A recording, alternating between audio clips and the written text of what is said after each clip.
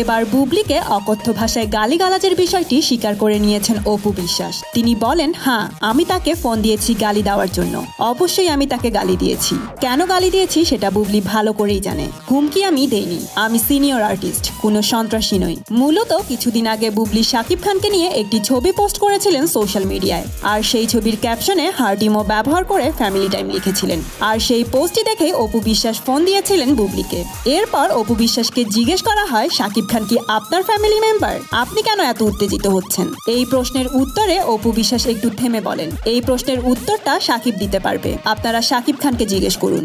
বন্ধুরা, অপু বিশ্বাসের কথায় কিন্তু রহস্যের গন্ধ পাওয়া যাচ্ছে। এছাড়াও অপুর এই রিয়াকশনে অনেকে বলছেন অপুই শাকিবের বিয়ে করা বউ, তা না হলে সে এরকম রিয়াকশন করতো না। তো বন্ধুরা, ব্যাপারটি নিয়ে আপনাদের কি মতামত? অপু বিশ্বাস কি সত্যি শাকিব খানের বিয়ে করা বউ? কমেন্ট করে জানিয়ে দিন আপনার মতামত। আর হ্যাঁ, আপনার ফেভারিট সেলিব্রিটির এমন লেটেস্ট আপডেট জানতে এখনই সাবস্ক্রাইব করুন স্টার গল্প চ্যানেলে।